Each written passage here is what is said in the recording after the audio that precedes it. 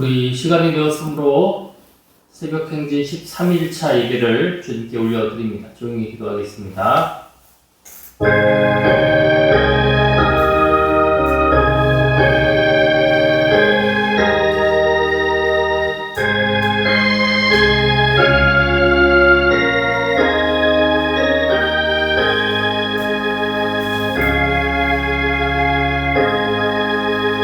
죄송합니다. 300장 우리 찬송 부르겠습니다.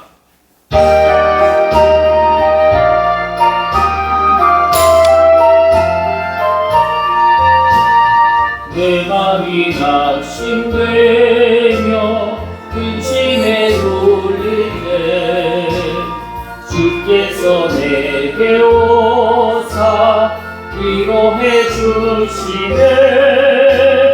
가는 길 캄캄하고 괴로움 많으나 주께서 함께하며 내 짐을 지시네. 그 은혜가 내게 좋다네. 그 은혜가 좋다네. 이 괴로운 세상 지날 때 그 은혜가 좋다네. 비만이 사라지고 친구 날 버릴 때 주 내게 속삭이며 새 희망 주시네. 싸움이 맹렬하여 두려워 떨 때에 승리의 왕이 되신 준성 들리네. 그 은혜가 내게 좋다네. 그 은혜가 좋다네. 이 괴로운 세상 지날 때 그 은혜가 좋다네. 선민이 사득 차고 눈물이 흐를 때 주 나의 곁에 오사 위로해 주시네. 환난이 닥쳐와서 어려움 당할 때 주님의 능력이 원수를 이기네. 그 은혜가 내게 좋다네. 그 은혜가 좋다네. 이 괴로운 세상 지날 때 그 은혜가 좋다네. 기도합니다. 신실하신 아버지 하나님, 이 새벽까지 우리를 인도하여 주시어서 고린도전서와 고린도후서 새벽 행진을 모두 우리가 마치는 이 시간을 허락하여 주시니 감사합니다. 주님, 시작하게 하여 주신 분도 주님이시요 오늘까지 붙들어 주신 분도 주님이심을 고백합니다.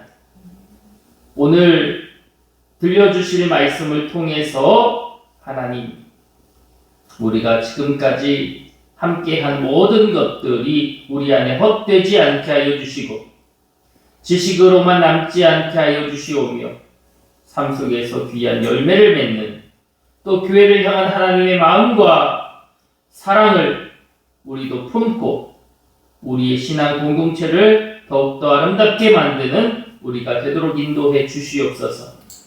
하나님, 오늘 마지막으로 주시는 말씀을 우리의 가슴 속에 간절히 새기게 하시고 그 말씀을 통해 바울의 신앙과 심장과 마음을 본받아 하나님을 섬기고 성도들을 사랑하는 마음이 넘치도록 역사하여 주시옵소서. 지금까지 함께하여 주신 주님, 오늘도 끝까지 동행하여 주실 것을 믿사오며 우리 주 예수 그리스도의 이름으로 기도드립니다. 아멘. 오늘 주님이 우리에게 주시는 말씀은 고린도후서 13장 1절에서 13절까지의 말씀입니다. 고린도후서 13장 1절에서 13절, 우리 그 중에 11절 말씀을 우리 함께 보겠습니다. 11절입니다. 우리 함께 한 목소리로 합독합니다. 시작. 마지막으로 말하노니 형제들아 기뻐하라. 온전하게 되며 위로를 받으며 마음을 같이하며 평안할지어다. 또 사랑과 평강의 하나님이 너희와 함께 계시리라. 거룩하게 입맞춤으로 서로 문안하라. 아멘. 네, 오늘 이렇게 우리 마지막 말씀의 여정을 함께하게 하신 우리 하나님께 감사를 드립니다. 오늘 이 고린도후서 13장 이 마지막 하나님이 주시는 또 특별히 바울의 편지는 바울에게 있어서는 굉장히 인간적인 편지고 가장 사랑이 많이 담긴 또 눈물이 많이 담긴 그런 편지, 또 동시에 성도들을 축복하는 마무리로 이루어진 그런 편지라고 할 수 있습니다. 이 고린도서의 마지막 장에서 바울은 더 이상 변명하지 않습니다. 더 이상 자기 자신을 증명하려고 하지도 않습니다. 그가 이 말씀 속에서 정말 전하고 싶었던 것은 교회가 온전해지고 화목하고 또 하나님의 은혜 안에서 이 교회가 머물기를 간절히 바랄 뿐이었습니다. 그래서 오늘 말씀의 제목을 화목과 축복이라고 붙여 보았습니다. 오늘 고린도후서 13장은 사도 바울의 이 마지막 방문을 앞둔 경고의 말씀이자 마지막 축복의 선언입니다. 바울은 이미 여러 차례 눈물로 편지를 썼습니다. 또 사랑으로 권면도 했습니다. 그 약함 속에서 은혜도 증거했습니다. 그는 이제 마지막으로 말하는데 그가 내가 이제 다시 너희들에게 가게 되면 우리 2절 말씀에 이렇게 표현하고 있거든요. 제일 세 번째 줄에 내가 다시 가면 용서하지 아니하리라.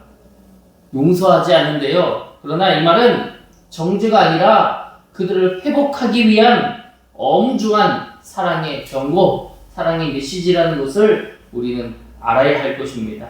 그러면 오늘 본문이 우리에게 무엇을 표현하고 있는지 우리가 또 한번 살펴보면서 우리 말씀을 나누겠습니다. 첫 번째 부분은 1절에서 4절까지의 말씀입니다. 바울은 성도들에게 경고를 하고 있습니다.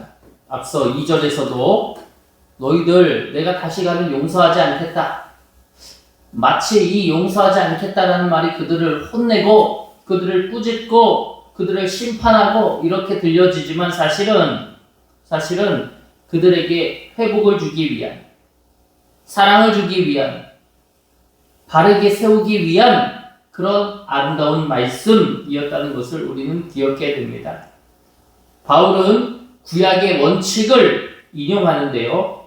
우리 한번 먼저 1절을 읽어보겠습니다. 1절 시작. 내가 이제 세 번째 너희에게 가리니 두세 증인의 입으로 말마다 확정하리라. 두세 증인의 입으로 말마다 확정한다. 그는 교회를 무너뜨리려고 하는 게 아닙니다. 교회를 바로 세우려고 하는 거예요. 그래서 이 말을 확정해서 그들에게 마지막 엄중한 경고, 그들을 아름답게 세우기 위한, 바르게 세우기 위한, 훌륭하게 자라게 하기 위한 그러한 뜻을 강하게 품고 있음을 우리가 말씀을 통해서 보게 됩니다. 또 성경 읽어볼 텐데 4절을 읽어보겠습니다. 그가 지금 무엇을 가지고 그들을 바르게 세우려고 하는지가 4절에 기록되어 있어요. 자, 한번 읽어볼까요? 4절 시작. 그리스도께서 약하심으로 십자가에 못 박히셨으나 하나님의 능력으로 살아계시니 우리도 그 안에서 약하나 너희에게 대하여 하나님의 능력으로 그와 함께 살리라. 아멘. 무엇으로 그들에게 경고하는지가 중요하죠. 바울은 그리스도의 약하심으로 십자가에 못 박히셨으나 그는 하나님의 능력으로 살아계신다. 그러니까 교회의 소망은 사람의 강함, 지금 이 고린도 전서와 고린도 후서를 우리가 보면서 그들이 지금 꽂혀있는 그들의 마음의 중심은 외적인 것들을 보여주는, 외적인 것을 드러내는, 말 잘하고 똑똑하고 능력 있어 보이고 그런 외적인 능력을 그들은 자랑하기 바쁜데 뭘 자랑하라고 하는 것입니까? 내 약한 것을 자랑하고 오직 십자가 예수 그리스도. 그러나 그분은 약하신 것처럼 보이지만 사실 그 위에는 하나님의 능력, 하나님의 역사, 그것으로 인하여 살아가신다. 그러니 우리도 무엇으로 살아가야 하냐? 우리의 외적인 그러한 모습들로 인하여서 우리가 그것을 자랑하고 그것을 바라보고 그것을 우리 마음에 품고 사는 게 아니라 오직 우리는 십자가 예수, 그리스도, 그리고 살아계신 하나님의 능력으로 산다는 것을 바울은 표현하고 있는 것입니다. 바울이 그들에게 용서하지 않겠다라고 하는 것, 죄를 용서하지 않겠다고 하는 것이요, 그들을 아름답게 세워주기 위한 바울의 어떤 엄중한 그 사랑이 많은 그러한 경고라고 하는 사실을 우리는 이 말씀을 통해 꼭 기억해 보아야 할 것입니다. 또 이어서 5절에서부터 10절까지의 말씀을 보면 바울은 그들에게 스스로 살펴라. 그러므로 너희가 정말 하나님의 능력으로 살고 있는지를 스스로 살펴라 라고 하고 있습니다. 특별히 이 5절에서 10절까지의 부분을 고린도후서의 영적 중심 구절이라고 할 수 있을 것 같습니다. 바울은 표현합니다. 우리 먼저 5절을 한번 읽어볼 텐데 5절 시작. 너희는 믿음 안에 있는가? 너희 자신을 시험하고 너희 자신을 확증하라. 예수 그리스도께서 너희 안에 계신 줄을 너희가 스스로 알지 못하느냐? 그렇지 않으면 너희는 버림받은 자니라. 아멘. 스스로 예수 그리스도 안에 있는지 없는지를 판단하고 봐라 라고 하고 있어요. 그렇죠. 우리가 예수 안에 있는지 없는지 누가 가장 잘 압니까? 첫 번째는 하나님이 가장 정확하게 아실 것이고, 두 번째는 자기 자신이 알 것이다 라고 하는 것이죠. 내가 믿음 안에 있는가? 내 자신이 그 안에서 온전히 살아가고 있는가? 자신을 시험하고 확증하라 라고 합니다. 다시 말하면 자신을 점검하라 라고 하는 것입니다. 왜 그렇습니까? 왜 자신을 점검하면서 나아가야 됩니까? 교회에 문제가 생기는 것은 언제나 밖에 있는 원인을 통해서 문제가 되는 게 아니라 안에서, 교회 안에서 시작되기 때문입니다. 사람들 안에서 시작되기 때문입니다. 분란은 사람들 안에서 시작이 됩니다. 미움, 다툼, 시기, 질투, 이러한 것들 모두가 다 나 자신 안에서 출발하고 시작되기 때문입니다. 그렇기 때문에 자신을 점검해서 자신 안에 있는 죄를 파헤치고 십자가 앞에 내려놓고 하는 그러한 회개의 걸음을 걸어가라 라고 하는 것을 바울은 분명하게 표현하고 있는 것입니다.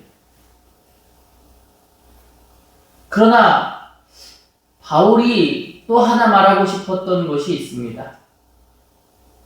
그것은 너희들이 그 자신 안에 있는 죄, 이 죄성에 대해서 점검해봐라.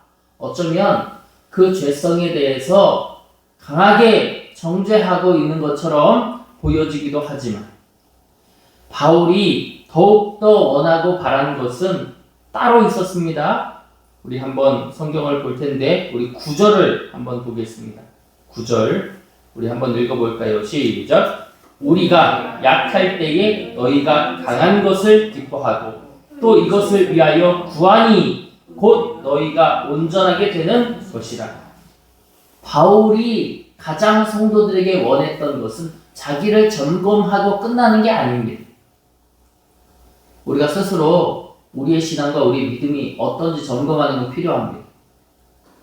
그러니까 성도님들이 늘 하시는 말씀이 내가 부족하다. 내가 연약해. 내가 주님 안에서 내가 변하지를 않아. 늘 거기에 머무는 것이에요. 그런데 바울은 이러한 말씀을 그가 하는 것이 목적이 너 죄인이야. 너 나쁜 사람이야. 회개해야 돼. 기도해야 돼. 이거에서 멈추는 것이 아니라 바울은 너희가 온전하게 되어지는 것. 우리가 기도해야 되는 것은, 우리가 구해야 되는 것은, 우리가 바라야 되는 것은, 우리의 목적은, 우리의 목표는 어디에 있다? 나 스스로 나 죄인이야 라고 말하는 데 있지 않고 내가 온전하여지는 데 있다 라고 하는 것입니다.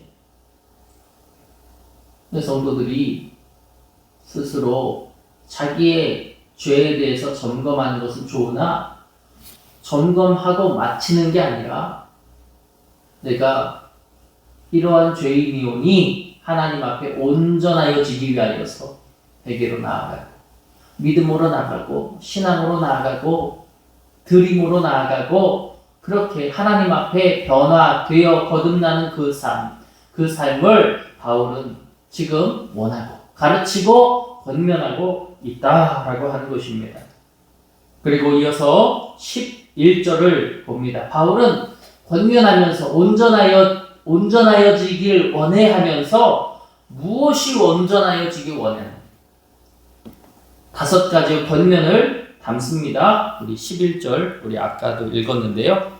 11절을 한번 읽어봅시다. 시작. 마지막으로 말하노니 형제들아 기뻐하라. 온전하게 되며 위로를 받으며 마음을 같이하며 평안할지어다. 또 사랑과 평강의 하나님이 너희와 함께 계시리라. 거룩하게 입맞춤으로 서로 무난하라. 아멘. 우리가 앞서 표현했듯이 많은 사람들이 나는 죄인이야, 나는 부족해에 머문다. 그러나 바울은 우리가 온전했으면 좋겠다고 말한다 라고 하는 것입니다. 그럼 뭐가 온전해야 되느냐? 5가지 권면이 나오는데 첫 번째, 기뻐하라 말하고 있어요. 기뻐하라. 우리가 늘 표현했던 그 평안, 에이레네라고 하는 평안, 환경과 상황 이런 것에 구애받지 않고 평안한 마음을 유지하는 거죠. 다시 말하면 기뻐하는 마음을 유지하는 것입니다. 기뻐하라. 어떤 상황과 어떤 형편에 있더라도 기뻐하라. 바울은 성도들에게 온전하여지는 하나의 방법으로 기뻐하라 라고 말합니다. 2번째, 온전하게 되라. 온전하게 되라. 우리의 마음이 항상 바르고 아름답고 존귀한 어떠한 은혜의 목표, 은혜의 목적을 향해 나아가라 라고 하고 있습니다. 또 하나, 위로를 받으라 라고 합니다. 위로를 받으라. 우리는 누구에게 위로를 받아야 할까요? 당연히 하나님 앞에 위로를 받아야 되겠죠. 하나님의 말씀을 묵상하며 하나님의 뜻을 바라보며 하나님의 뜻을 생각하며 그 안에서 말씀의 위로를 받고 또 기도하는 가운데 하나님의 따스한 시선의 위로를 받고 우리가 삶 속에서 쉼을 통해서 하나님의 따사로운 은총을 받고 그렇게 하나님의 따사로운 그 위로를 우리가 받아라 라고 하고 있는 것입니다. 또 하나님은 사람을 통해서도 역사하시죠. 또 하나님은 짐승을 통해서도 역사하십니다. 그래서 엘리야가 우리 나무 아래서 쉴 때에 하나님께서 짐승들을 이용해서 그에게 먹을 것을 갖다 주시잖아요. 그렇게 하나님은 여러 가지를 사용하셔서 우리를 위로해 주시는 분이심을 믿습니다. 그렇기 때문에 위로를 온전히 받아라 라고 하고 있는 것입니다. 또 마음을 같이 하라 라고 하고 있습니다. 내 마음, 네 마음 따로따로 떨어져 있는 것이 아니라 우리가 하나님의 한 형제요, 한 자매이기 때문에 우리가 함께 마음을 같이 해라 라고 하고 있는 것은 다시 말하면 마음을 같이 한다는 것은 너 내 말에 따라라고 하는 것이 아니라 내가 너의 말에 따를게. 그 사람의 마음에 맞춰주는 거죠. 어쩌면 우리가 신앙생활 하면서 굉장히 필요한 그런 마음이 아닐까, 또 어려움이 아닐까 생각합니다. 내 마음대로, 내가 생각한 대로 가는 건 사실 그렇게 어려운 건 아닌데, 내 마음과 틀린데 이 사람 말에 따르는 건 그건 쉽지 않습니다. 그런데 주님은 우리에게 마음을 같이 하라 하십니다. 우리가 주님 안에 있다면 우리가 마음을 같이 할 수 있는 그런 은혜의 깊이가 있기를 원합니다. 마지막으로 평안하라라고 하죠. 평안하라. 우리가 주 안에서 이 평안함을 유지하고 평안하게 살아가는 것이 얼마나 중요한지를 깨닫습니다. 그러면서 또 하나 표현하기로 우리 밑에 부분에 거룩하게 입맞춤으로 서로 무난하라 라고 하고 있는 것을 우리가 봅니다. 그렇습니다. 하나님은 우리에게 아름다운 온전함을 주십니다. 기쁨도, 온전함도, 또 위로, 연합, 또 평안도. 우리가 고난 속에서도 은혜로 살고 회복을 향해 성숙도 하고 말씀 앞에 겸손히 서기도 하고 분열이 아닌 화목으로도 나아가고 은혜의 아름다운 열매도 맺고 그렇게 하나님 안에서 온전하여지기를 바울은 바랬던 것입니다. 이제 마지막 부분입니다. 12절과 13절입니다. 바울은 고린도 교회에게 마지막 권면을 하고 있습니다. 바로 그들의 공동체 회복입니다.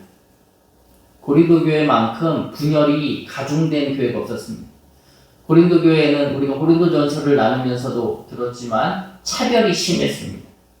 부자가 있고 가난한 사람들이 있고 부자만 있고 가난한 사람들이 있고 이것으로 끝나는 게 아니죠. 바울파, 아볼로파, 게바파, 또 그리스도파, 교회 안에 온갖 당지는 것은 가득해서 서로 다투고 싸우고 이런 일들이 즐비하게 일어나고 또 죄에 대하여도 너는 죄다, 너는 죄가 아니다 이런 문제들, 또 은사에 대한 부분들, 나는 은사가 있고 너는 은사가 없고 나는 믿음이 있고 너는 믿음이 없고 이러한 문제들로 교회가 얼마나 시끄러웠는지 모릅니다. 바울이 가장 마지막에 가장 중요하게 말씀하고 있는 것이 바로 교회의 회복, 공동체성의 회복입니다. 그래서 우리가 앞서 읽었지만 11절 마지막 부분에 거룩한 입맞춤으로 서로 무난하라.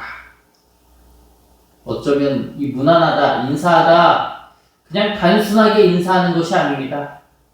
화목함을 선언하라라고 하는 것입니다.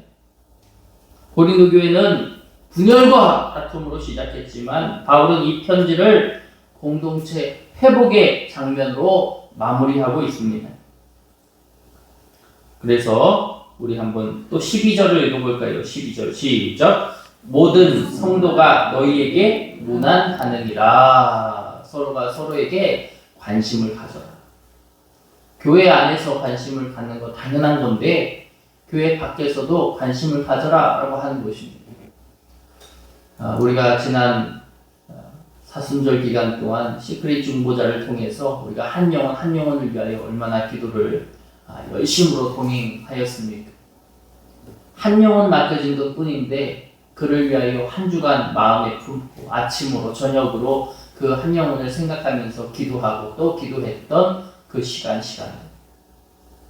그것처럼 교회는 서로를 위하여 끈끈하게 기도하는 것뿐만 아니라 무난하고 함께하고 또 그들을 향해서 따스한 마음과 햇살을 더하여 주고 그것이 교회라고 하는 사실을 우리는 절대로 잊어서는 안 될 것입니다. 마지막 13절 말씀에 보면 이제 최고의 축복의 선언을 하고 있습니다. 이 말씀을 읽어보면 이건데? 라는 생각이 들 거예요. 자, 13절입니다. 시작. 주 예수 그리스도의 은혜와 하나님의 사랑과 성령의 교통하심이 너희 무리와 함께 있을지어다. 아멘. 무슨 말씀 같으신가요? 이게 뭐 같죠? 축도하는 것 같죠. 축도. 그렇습니다. 고린도후서 마지막 구절은 성경 전체에서 가장 아름다운 삼위일체 축복문이에요. 지금 주 예수 그리스도의 은혜, 하나님의 사랑, 성령의 교통하심, 삼위일체에 대해서 다루고 있죠. 그 교회가 왜 삼위일체를 말하냐?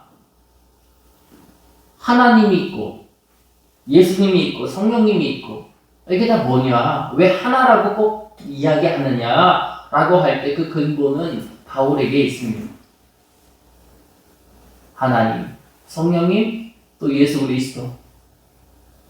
이 삼위 축복문을 통해서 바울은 그 놀라운 축복의 은혜가 고린도 교회 안에 깊고 넓게 임하기를 원하고 또 바랬습니다. 어쩌면 이 축복문은 조건 없는 은혜의 선언이죠. 아무 조건이 없습니다. 그러나 예수 그리스도 하나님 또 성령님의 놀라운 축복이 이곳에 이 자리에 담겨 있다는 사실을 우리는 보게 됩니다. 바울은 이렇게 마지막으로 성도들을 축복하며 편지의 내용을 맺습니다. 그러면서 우리가 알 수 있는 사실은 약함 속에서 하나님의 능력이 드러난다라고 하는 것입니다. 하나님은 우리의 눈물, 우리의 슬픔을 아시는 분이십니다. 그래서 우리가 주님 안에서 눈물 흘리고 약한 것을 자랑할 때 하나님은 그것을 통해서 우리를 높게 사용해 주시는 분이심을 믿습니다. 또 하나 사도의 권위는 사랑과 눈물로 증명이 된다라고 하는 것이에요. 사도가 그저 말도 잘하고 똑똑하고 철학적 지식도 있고 인문학적 지식도 있고 그것도 좋죠. 그러나 사도의 권위는 사랑, 눈물로서 증명이 된다는 사실을 우리는 기억해야 될 것입니다. 얼마나 성도를 사랑하는지, 얼마나 성도를 향해 기도하고 눈물 흘리는지 그것을 통해 사도의 권위, 사도의 정말 복된 그 자세와 마음이 증명된다는 사실을 우리는 기억해야 될 것입니다. 또 하나 교회는 위로를 통해 권면을 통해 온전해진다는 사실을 기억해야 될 것이고 또 우리는 화목을 추구하면서 나아가야 할 것이고 또 마지막은 언제나 축복 안에서 자리해야 한다는 사실을 우리는 오늘 본문의 말씀을 통해서 나눴습니다. 말씀을 정리하죠. 고린도후서, 물론 고린도전서도 마찬가지지만 고린도 교회는 빌립보 교회하고는 또 다릅니다. 우리가 빌립보 교회는 참 칭찬받을 것이 많은 교회였는데 물론 문제도 있었지만 그런데 고린도 교회는 문제투성이의 교회예요. 얼마나 문제가 많았는지 모릅니다. 정말 입에 담기도 어려운 그런 죄에 대한 문제도 있었죠. 그러나 그런 문제 많은 교회로 시작했지만 마지막은 은혜의 축복으로 끝납니다. 저와 여러분의 삶도 그러하기를 축복합니다. 고난이 끝이 아닙니다. 문제가 끝이 아닙니다. 우리의 결론은 은혜가 결론이 되고 눈물이 마지막이 아니라 축복이 우리의 마침표가 되기를 주님의 이름으로 소원합니다. 이 말씀이 우리 교회와 또 우리의 가정과 우리의 다음 세대에게 아름답게 이루어지는 은혜의 열매가 되어지길 바랍니다. 주님이 그저 우리의 죄를 꾸짖으시기 위하여서 우리를 예배의 자리로 부르신 것이 아니라 우리를 온전하게 만들어 주시길 위하여서 우리를 부르셨다는 사실을 늘 기억하며 주님 앞에 나아가고 주님 안에서 성장하고 주님 안에서 아름다운 열매를 맺어가는 저와 여러분 모두가 되기를 주님의 이름으로 축복합니다. 우리 기도하겠습니다. 전능하신 아버지 하나님 감사합니다. 지금까지 우리를 인도하여 주시어서 고린도 전서와 고린도 후서의 새벽 행진을 은혜 가운데 마치게 하여 주시니 감사를 드립니다. 주님, 이 시간까지 들려주신 주님의 말씀, 그 말씀이 우리의 가슴에 깊이 새겨지게 하여 주시고 삶 속에서 살아 움직이는 능력이 되게 하여 주시옵소서. 교회를 향한 하나님의 뜻을 깨닫게 하시고 우리의 신앙과 삶이 더욱 온전하게 세워지게 하여 주시옵소서. 특별히 주님 앞에 드려지는 1000번째 예물과 예배를 기억하여 주시옵소서. 보이는 헌신과 보이지 않는 눈물까지, 기도까지 주님께서 기쁘게 받아주신 것을 믿습니다. 지금까지 각 시간 동안 열심으로 예배하며 주님 앞에 나아가사오니 하나님 그들에게 또 예물로 드린 손길에게 하나님의 사랑과 하나님의 은혜와 하나님의 축복으로 채워 주시옵소서.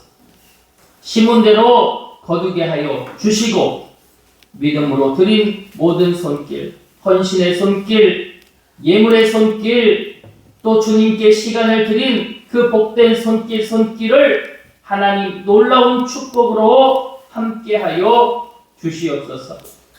하나님, 우리가 또 한 주간 새벽 안식하고 또 성령으로 사는 인생으로 함께 돌아오게 될 것입니다. 그때까지 성삼위일체 함께하여 주시옵소서. 지금은 우리 주 예수 그리스도의 은혜와 하나님의 사랑과 성령의 교통하심이 이 새벽 행진을 완주한 모든 성도들과 그들의 가정과 삶 위에 이제로부터 영원까지 함께하여 주시기를 간절히 축원하옵나이다. 아멘.